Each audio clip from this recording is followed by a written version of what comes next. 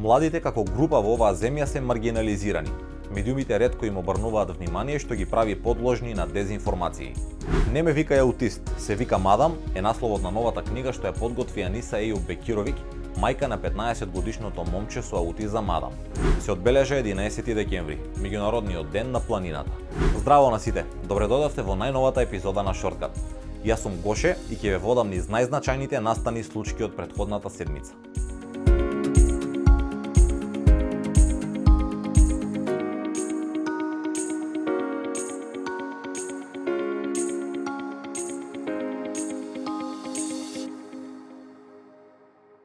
Дали младите им веруваат на медиумите, колку често се информираат од домашните медиуми и дали сметаат дека вклучувањето во значајни општествени прашања е губење време.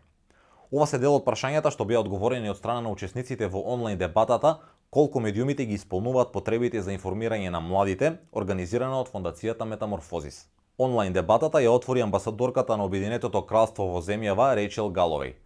Како говорници учествуваа главната уредничка на првиот канал на македонската телевизија Анета Андонова, новинарот Бојан Шашевски од Радио МОВ, Дарко Тошик од Националниот младински совет на Македонија, Бленди Ходај, поранешен председател на Унијата на средношколци, Елида Зулбеари, главна уредничка на Портал МК и Бојан Блажевски, уредник во Мета МК. Многу е важно да се креира еден заеднички фронт на новинари, еден заеднички фронт од медиуми што ќе дискутираат како може и медиумите да имат да кажем да влијат кон развијањето на мислењето на младите што ги имаме, а не преку турските серии. Учесниците во дебатата потенцираат дека во моментов недостасуваат програми и информативни содржини во македонските медиуми кои би биле корисни и интересни за младите. Настанот беше одржан во рамки на деновите за медиумска писменост, а во иднина на секои 2 месеца ќе организираме и други дебати од интерес на младите. Youth as a group in the country are marginalized. They're facing challenges in many areas. But I'm lucky enough that I get to go around the country and talk to people.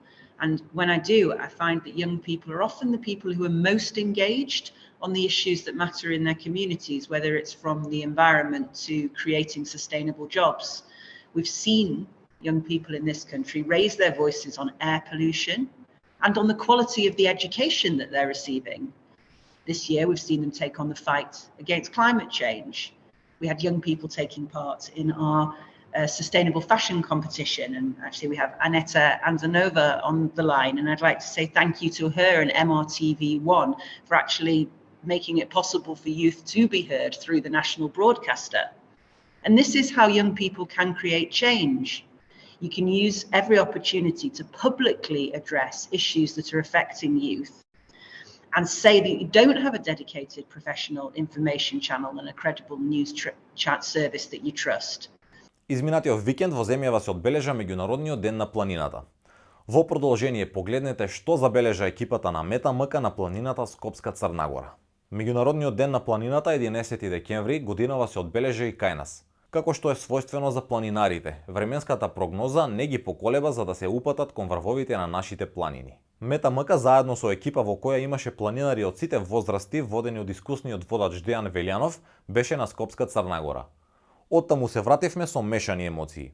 Ако земеме предвид дека оваа година мотото за одбележување на денот на планината е промоција на планинскиот туризам, треба да се запрашаме дали би сакале ние самите, а и нашите туристи да уживаме во планини полни со отпад. Иако се гледа дека на Скопска Црна Гора имало обиди да се спречи создавањето на депониите. Сепак, по патеката наидовме на фрлен градежен материјал, мебел, расфрлени хаварисани автомобили, а и разни видови ембалажа од прехранбени производи. Емисијата ја продолжуваме со главната тема. Аниса Ејуб Бекировиќ е мајка на 15-годишното момче Адам кој има ниско функционален аутизам, како и 7-годишниот Роман кој е дете со типичен развој. Не ме вика аутист, моето име е Адам е насловот на новата книга што таа ја подготвува, а која го опишува животот на нејзиното дете низ серија раскази. За тоа какви им се секојдневијата и што е потребно да се направи кај нас за да им се олесни животот на семејствата кои имаат дечиња со атипичен развој, зборуваме со Аниса во прилогот што следува.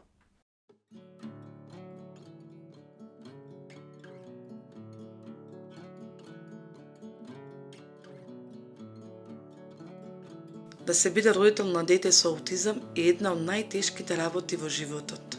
Аутизмот ќе се обиде да ви одземе се. Од вас зависи колку ќе му дозволите. Од вас зависи дали ќе одберете улогата на жртва или победник.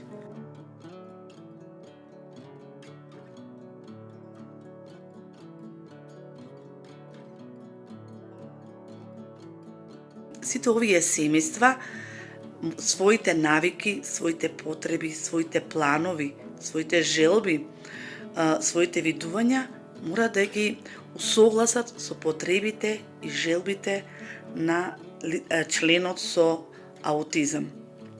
Токму затоа овие семејства навистина едноставно стануваат како дел на заложници на аутизмот. И нивните секојдневија покрај тоа што се многу тешки, навистина се тешки затоа што сигурно навечер кога ќе легнат, чувствуваат поголема исцрпеност и тоштеност.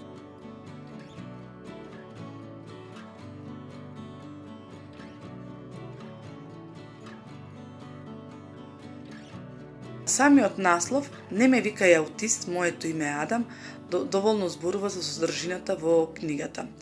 Во неа преку 21 краток расказ се опишани секојдневните случки од нашиот живот. Случки преку кои што читателот можно сликовито ќе може да си го долови животот на едно семејство кое што има ниско функционален аутизам.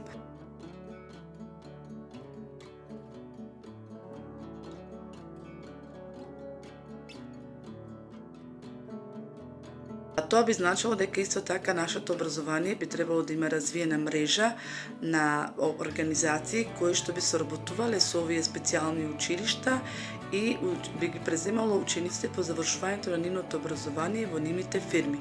На овој начин се постигува лична афирмација на лице со посебни потреби, но исто така и на успособување на лицето да биде активно на пазарот на трудот и со самото тоа да допринесува во општеството.